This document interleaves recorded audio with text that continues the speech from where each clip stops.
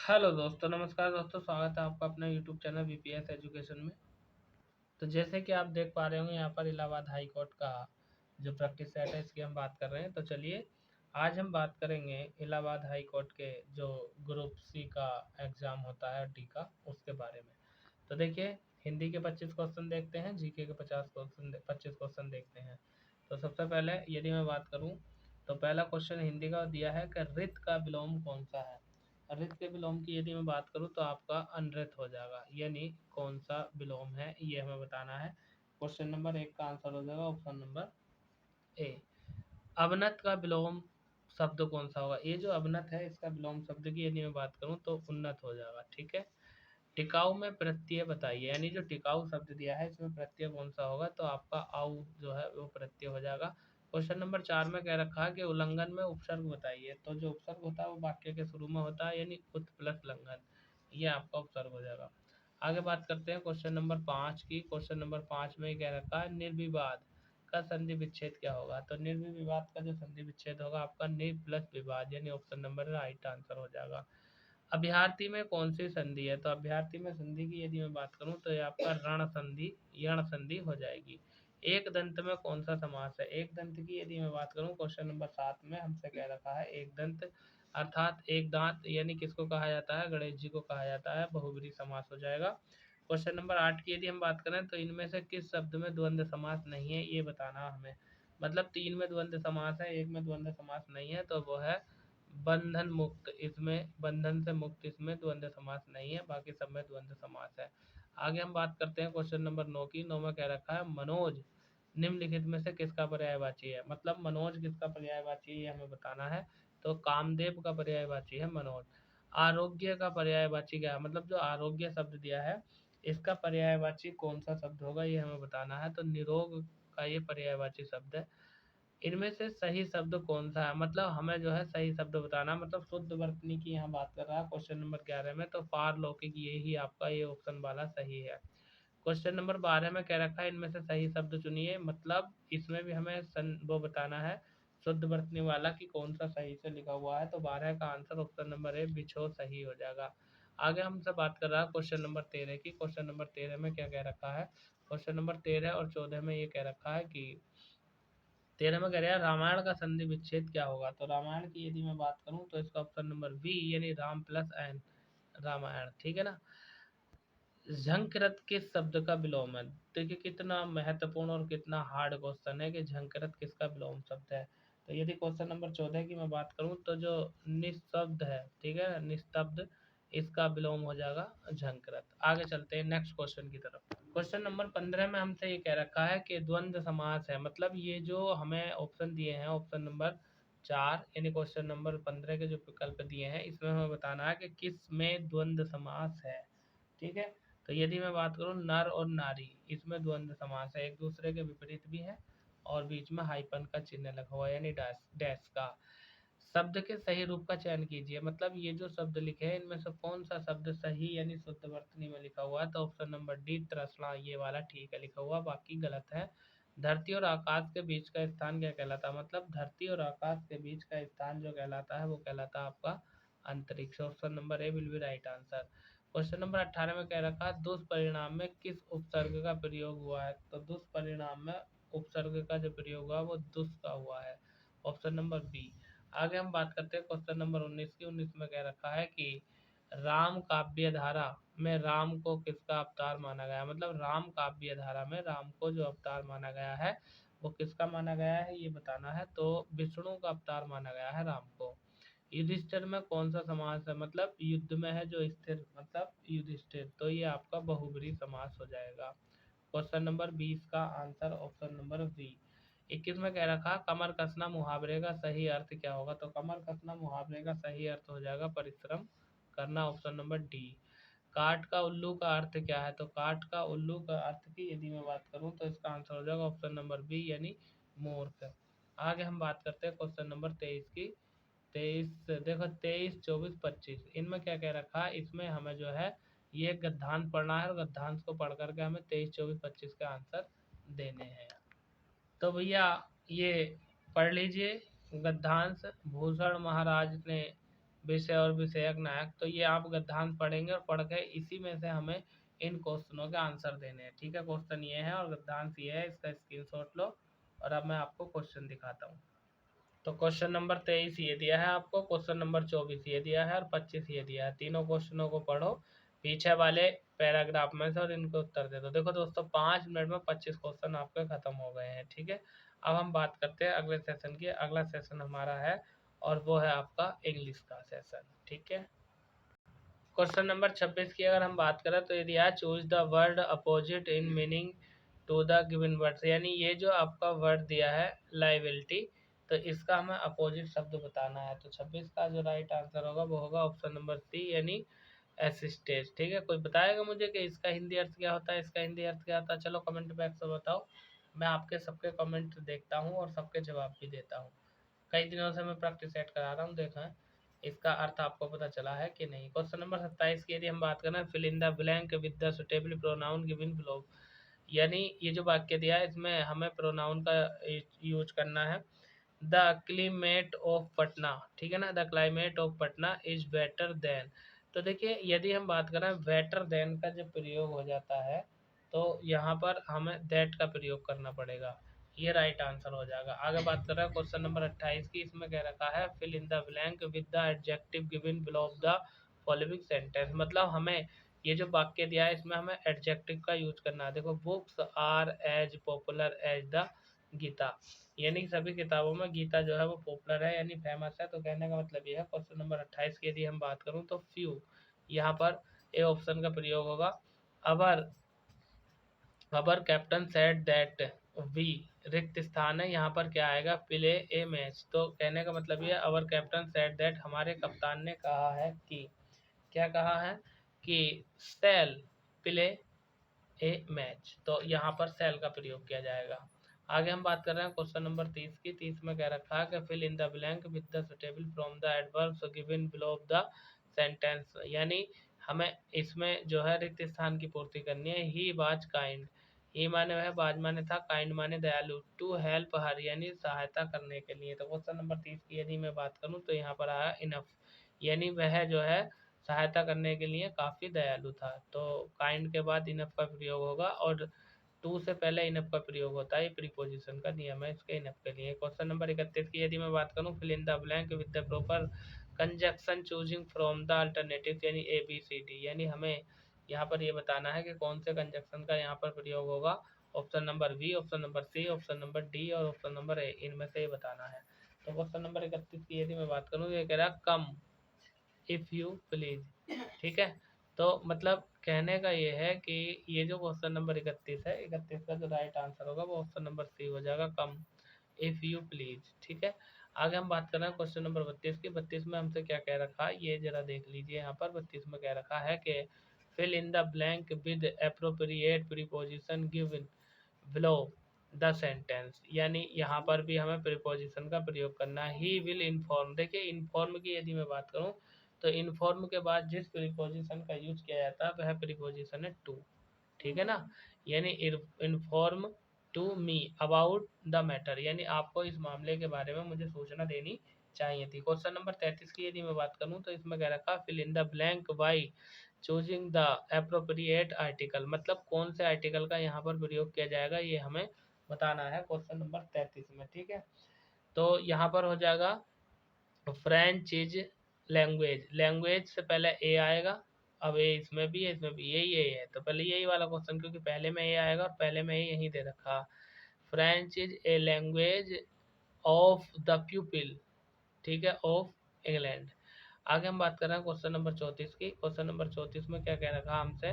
34 में हमसे कह रखा है कि these these checks can be cashed at branch of the bank। यानी क्वेश्चन नंबर 34 की यदि मैं बात करूं तो इसमें जो है मतलब दी चेक कैन बी कैश्ड, यानी कैश हो सकता है, बना सकते हैं, दो ब्रांच यानी एनी ब्रांच यानी किसी भी बैंक से।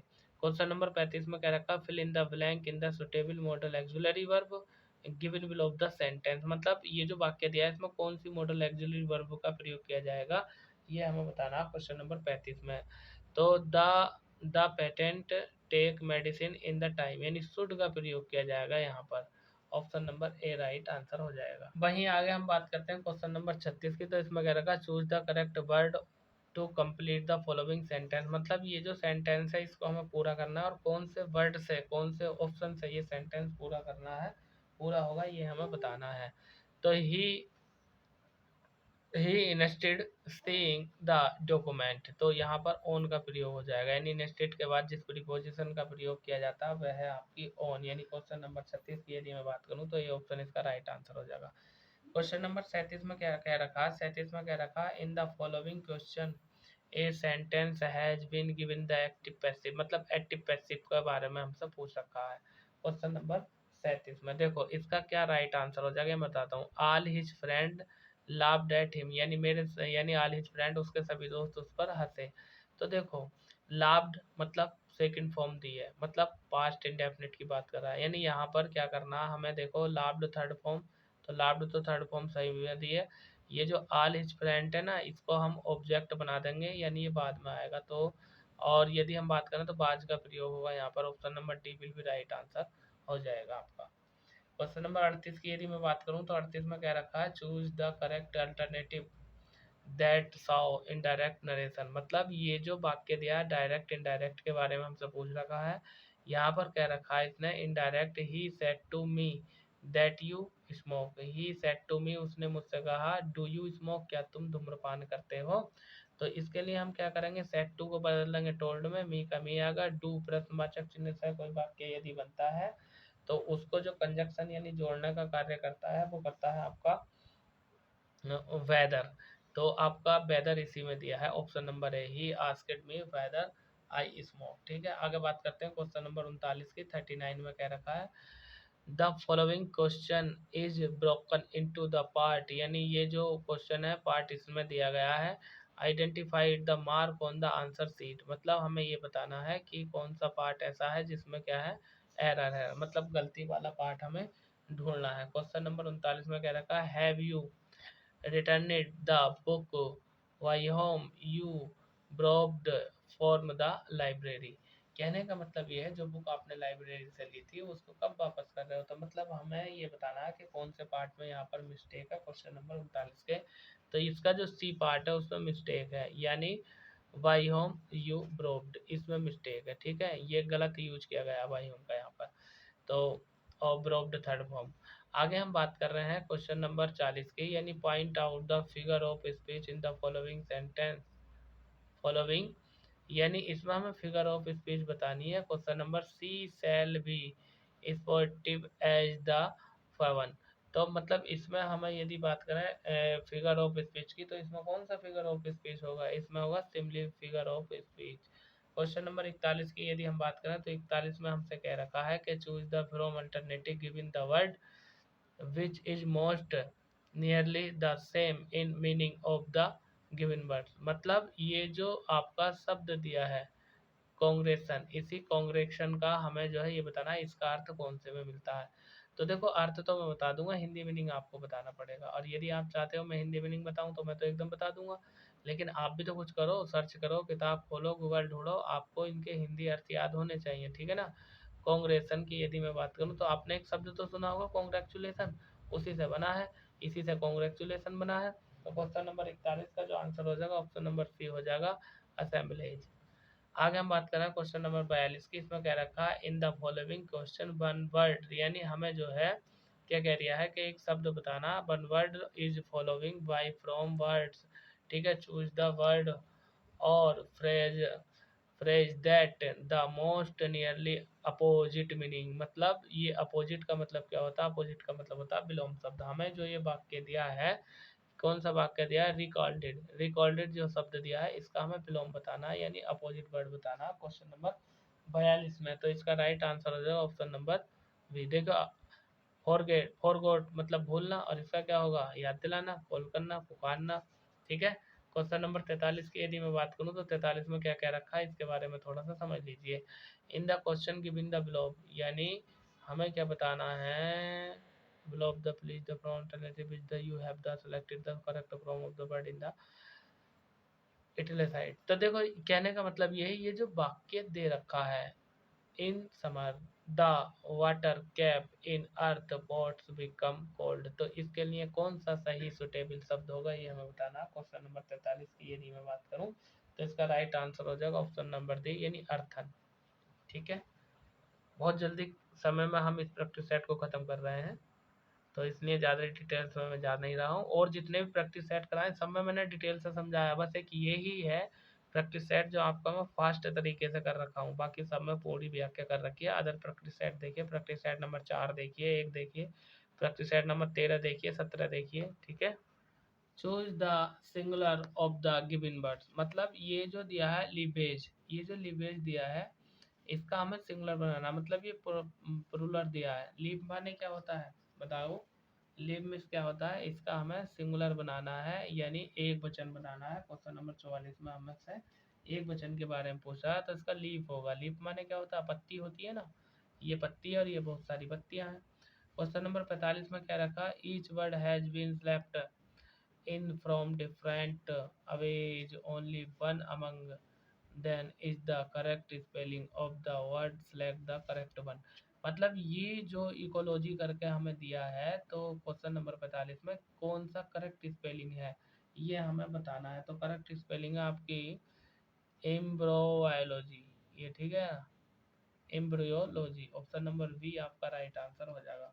अब क्वेश्चन नंबर आगे हम बात करते हैं, तो आगे हमसे क्या कह रखा, आगे हमसे ये कह रखा है इसने कि भैया 46 से लेकर 50 तक ये वाला पैसेज पढ़ लो जो नीचे दिया है और पढ़ के चारों क्वेश्चनों के आंसर दे दो। तो भैया आप जो है ना एक काम करो, ये जो पैराग्राफ दे रखा है ना इसका स्क्रीनशॉट ले लो, इसका स्क्रीनशॉट ले लो, और स्क्रीनशॉट लेने के बाद जो मैं नीचे क्वेश्चन दिखा रहा हूँ इनका राइट आंसर बता देना। ठीक है ना, यदि हम बात करें तो नेक्स्ट जो क्वेश्चन है क्वेश्चन नंबर 46, क्वेश्चन नंबर 47, 48, ये देखो क्वेश्चन है 46 क्वेश्चन ये है, 46वां क्वेश्चन ये है।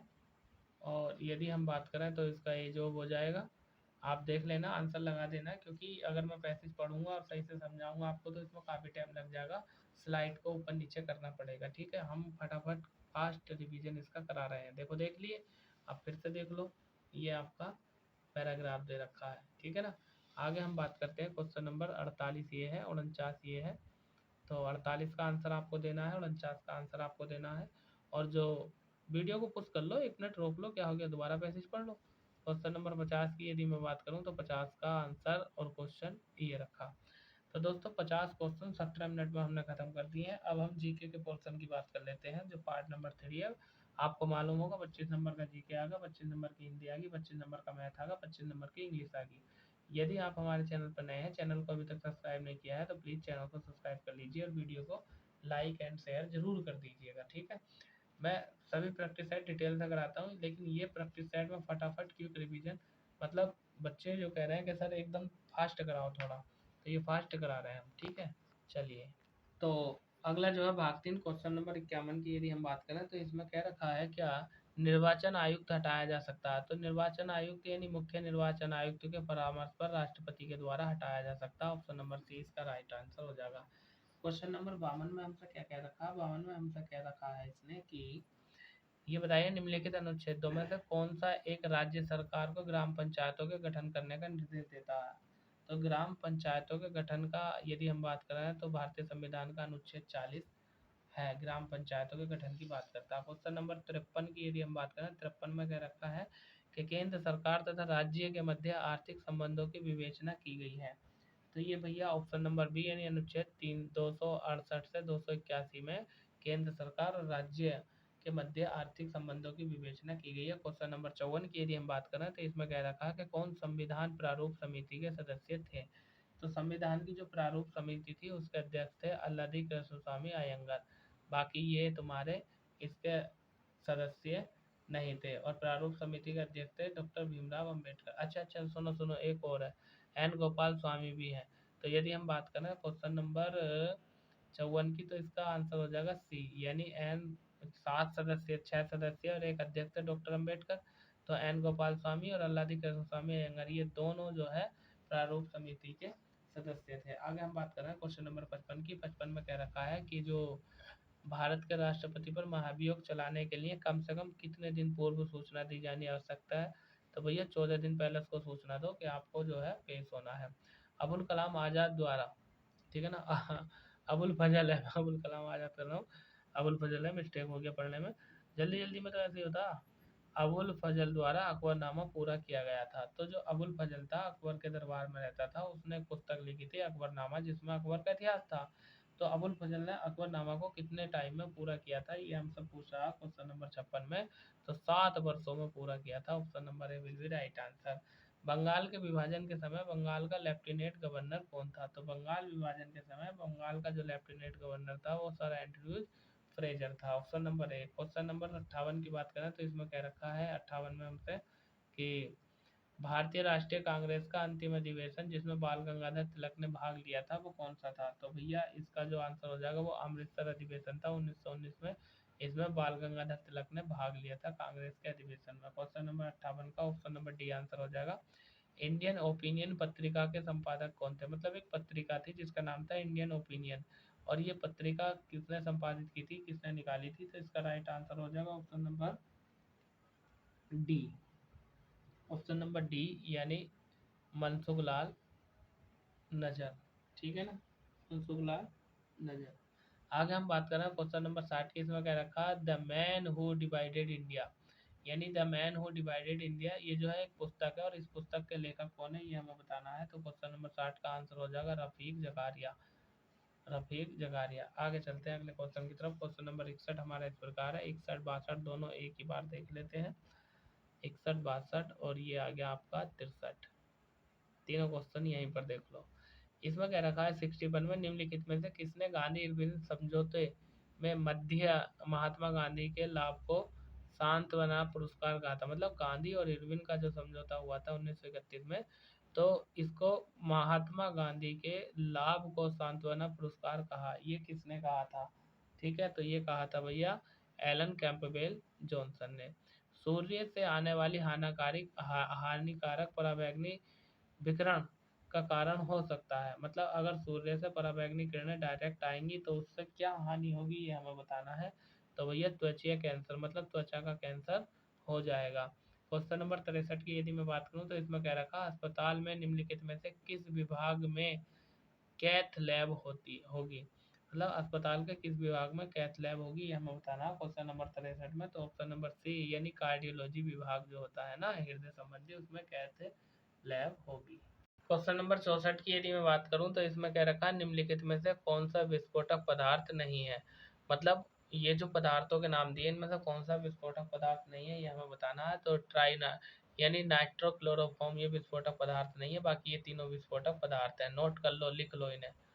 होमी भाभा पुरस्कार निम्न में से किस क्षेत्र में विशेष योगदान के लिए दिया जाता है? तो होमी भाभा पुरस्कार की यदि मैं बात करूं तो सैद्धांतिक भौतिकी के क्षेत्र में ये दिया जाता है। तो 65 का option number A will be right answer. Question number 66 में, बिना वेगार के किसके बिना वेगार के किसने सुदर्शन झील का जीर्णोद्धार कराया था? मतलब सुदर्शन झील के जीर्णोद्धार की यदि मैं बात करूं तो रुद्रदामन ने कराया था। वैसे इसका वास्तव रूप में ये बनवाई किसने थी? तो सबसे पहले चंद्रगुप्त मौर्य ने बनवाई थी, उसके बाद और राजाओं ने काम किया, लेकिन बिना बेगार के रुद्रदामन प्रथम ने इसका जीर्णोद्धार कराया था।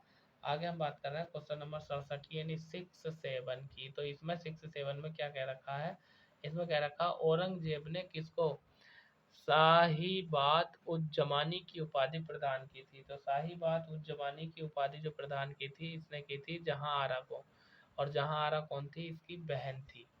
ठीक है, 67 का option number C right answer हो जाएगा। आगे बात कर रहे हैं क्वेश्चन नंबर 68 की। तो 68 में कह रखा कौन सूफी संत महबूब इलाही कहलाता था? मतलब महबूब इलाही जो कहा जाता है तो वो शेख निजामुद्दीन औलिया को कहा जाता था, अजमेर में इनकी दरगाह है। क्वेश्चन नंबर 69 की हम बात कर रहे हैं। 69 में कह रखा है कि सूची 1 और सूची 2 से मिलान कीजिए। ठीक है, इधर सूची 1 है इधर सूची 2 है, इनका मिलान करना। अब देखो कैसे करेंगे हम मिलान इनके। ठीक है, क्वेश्चन नंबर 69 की बात कर रहे हैं। ठीक है, क्वेश्चन नंबर 69 तो है, हाँ 69 यानी 69 है। तो देखो कैसे मिलान करेंगे हम, क्वेश्चन नंबर 69 में आ जाइए। ये जो आपका सर्व शिक्षा अभियान है ये कब प्रारंभ हुआ था? सर्व शिक्षा अभियान प्रारंभ हुआ था आपका 2001 में। ठीक है, आगे हम बात कर रहे हैं कि साक्षर भारत की यदि हम बात करें तो साक्षर भारत हुआ था आपका 2009 में। और ऑपरेशन ब्लैक बोर्ड की यदि हम बात करें तो ये हुआ था आपका 1987 में। अब जो बचा चौथा बचा, चौथे का आपका हो जाएगा दूसरा। तो कुल मिलाकर के ऑप्शन नंबर डी आपका will be right answer. Question number 70 की अगर मैं बात करूं तो 70 में क्या कह रखा है भाई, जरा इसको भी ध्यानपूर्वक देख लीजिए। इसमें कह रखा है विश्व में निम्नलिखित देशों का कुल रेलवे लंबाई की दृष्टि से सही अवरोही क्रम बताओ। मतलब जो कुल रेलवे लंबाई है उसके हिसाब से अवरोही का मतलब होता है घटता क्रम और आरोही का मतलब होता है बढ़ता क्रम। तो क्वेश्चन नंबर 70 का राइट आंसर हो जाएगा आपका सबसे पहले सबसे ज़्यादा संयुक्त अरब अमेरिका में, संयुक्त राज्य अमेरिका। तो पहले नंबर पे इसमें ही दे रखा ये, पहले अमेरिका, फिर कनाडा, फिर भारत और फिर आता है जर्मनी। क्वेश्चन नंबर 71 में कह रखा है कि निम्नलिखित में से कौन सा देश बहुत महत्वपूर्ण यूरेनियम अयस्क निक्षेप के लिए जाना जाता है। मतलब बहुत महत्वपूर्ण यूरेनियम अयस्क के निक्षेप के लिए कौन सा देश जाना जाता है। क्वेश्चन नंबर 71 में हमसे ये बात कह रखा है, तो Canada. Option number A right answer हो जाएगा 71 का। क्वेश्चन नंबर 72 की यदि मैं बात करूं तो 72 में क्या कह रखा है, इसमें भी ये कह रहा है सूची ए का सूची 2 से मिलान कीजिए। तो देखो कैसे मिलान करेंगे, देखो समझ लो। यानी इधर दिए चक्रवातों के नाम और इधर दिए देश का नाम, कौन सा चक्रवात किस देश में आता है ये हमें बताना है। और ये बताना हमें क्वेश्चन नंबर 72 की बात कर रहे हैं, ठीक है ना। तो चलिए सबसे पहले यदि मैं बात करूं तो जो विली विली है ये कहाँ आता है, विली विली आता है आपका ऑस्ट्रेलिया में। और हरिकेन की यदि मैं बात करूं तो हरिकेन आता है संयुक्त राज्य अमेरिका में। और वहीं मैं बात करूं टाइफून की तो ये चीन में आता है। और ये बोगियो किस में बचा, फिलिस्तीन में। तो ऑप्शन नंबर बी इसका राइट आंसर हो जाएगा। आगे चलते हैं क्वेश्चन नंबर 73 की। तो 73वां क्वेश्चन कराने से पहले मैं आपसे यही कहूँगा, यदि आप हमारे चैनल पर नए हैं, अभी तक आपने हमारे चैनल को सब्सक्राइब नहीं किया है, तो प्लीज़ प्लीज़ प्लीज़ भाई लोग चैनल को सब्सक्राइब कर दीजिए प्लीज़। मैं हमेशा से कहता हूँ अगर आप किसी का भला चाहते हैं तो ज़रूर आपका भी भला होगा। आप दूसरों के बारे में अच्छा सोचिए, आपके बारे में अच्छा होगा। ठीक है, मैं ईश्वर से कामना करता हूँ, प्रार्थना करता हूँ कि जल्दी से जल्दी आप सक्सेस हो जाए और आप जल्दी से जल्दी गवर्नमेंट एम्प्लॉयड बन जाए, मतलब आपकी सरकारी जॉब लग जाए। ऐसी मैं आपके लिए दुआ करता हूँ, हे ईश्वर इनकी मनोकामना पूरी करना। चलिए एक सब्सक्राइब तो बनता है मेरा। अच्छा लाइक तो कर दो वीडियो को लाइक कीजिए। क्वेश्चन नंबर 73 में कह रखा है रेड क्लिफ लाइन किन सीमा निर्धारित करती है। मतलब जो रेड क्लिफ है वो किन दो देशों के बीच की सीमा रेखा है, बाउंड्री है, ये हमें बताना। तो रेड क्लिफ यानी भारत और पाकिस्तान के बीच में है। इससे हल्का क्वेश्चन और कब होगा, 1947 में बनी थी जब भारत पाकिस्तान अलग अलग हुए थे। भारत सरकार द्वारा घोषित यानी ABC सूचकांक का संबंध किससे है। यानी भारत सरकार ने जो घोषित किया है ABC सूचकांक, इसका संबंध किससे है ये हमें बताना है। तो भैया इसका संबंध है कृषि से। क्वेश्चन नंबर 75 में कह रखा भारत की जनगणना 2011 के अनुसार निम्नलिखित राज्यों में से किसमें शिशु जनसंख्या का प्रतिशत भाग ग्रामीण क्षेत्र में न्यूनतम था। मतलब कौन सा राज्य था जिसमें 2011 की जनगणना के अनुसार शिशु जनसंख्या का प्रतिशत भाग ग्रामीण क्षेत्र में न्यूनतम मतलब कम था। तो 75 का आंसर हो जाएगा आपका ऑप्शन नंबर डी यानी हरियाणा। ठीक है, तो दोस्तों 28 मिनट में हमने 75 क्वेश्चन कर लिए। अब यदि मैं बात करूं मैथ की, तो आज थोड़ा मैथ हम नहीं करा पाएंगे क्योंकि अभी थोड़ा कहीं अर्जेंट जाना है। लेकिन हाँ मैं आपको मैथ का प्रैक्टिस सेट दिखा देता हूँ, आप जितने क्वेश्चन कर सकते हैं स्वयं से कीजिए, बाकी नेक्स्ट प्रैक्टिस सेट में मैं इसको हल करा दूंगा। तो आप जल्दी से तेज़ी से इसका स्क्रीनशॉट ले लीजिए और इनको हल करना शुरू कर दीजिए, ठीक है ना। अगर आप हमारे चैनल पर नए हैं और चैनल को अभी तक सब्सक्राइब नहीं किया है तो प्लीज़ चैनल को सब्सक्राइब कर दीजिए। और भाई वीडियो को तो लाइक अभी कर दो। लाइक करने में कितना टाइम लगता है बताइए। किसी कारणवश मैं मैथ सॉल्व नहीं करा पा रहा हूँ क्योंकि इसमें समय लगेगा और अभी मेरे पास थोड़ा समय नहीं है, अर्जेंट है, इसलिए ट्राई टू अंडरस्टैंड। आप इनका स्क्रीनशॉट लीजिए और इसको करना शुरू कर दीजिए, ठीक है। आपको भी तो कुछ करना आना चाहिए कि नहीं आना चाहिए। हमें भी आपके प्यार की आवश्यकता है और आपका प्यार हमें इतना ही चाहिए कि वीडियो को लाइक कर दीजिए और चैनल को सब्सक्राइब कर दीजिए ताकि आने वाले वीडियो का नोटिफिकेशन जल्द से जल्द आपके पास पहुंच सके, ठीक है ना। चलिए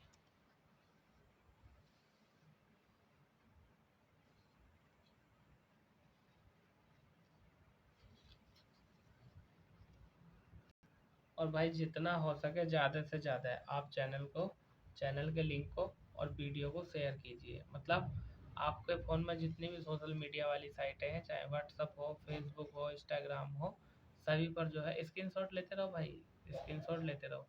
व्हाट्सअप, फेसबुक, इंस्टाग्राम, इस पर जो है आप स्टोरी लगा सकते हैं और आप जो है इसको मतलब जो है शेयर भी कर सकते हैं।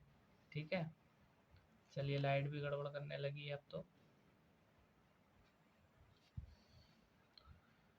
तो दोस्तों आज की क्लास यहीं तक, और उम्मीद करता हूँ आपको पसंद आया होगा। बस मैंने मैथ सोल्व नहीं कराया है, बाकी पूरा प्रैक्टिस सेट आपको सोल्व करा दिया है। नेक्स्ट वीडियो में नेक्स्ट प्रैक्टिस सेट के साथ नेक्स्ट क्लास में फिर आपके सामने उपस्थित होंगे। तब तक के लिए शानदार ज़बरदस्त जिंदाबाद, बने रहिए हमारे साथ। Thank you very much. मैं Virendra Pratap Singh VPS education channel पर आपका स्वागत करता रहूँगा। प्लीज़ चैनल को सब्सक्राइब जरूर कर देना, वीडियो को शेयर कर दे देना और लाइक कर दे देना। धन्यवाद।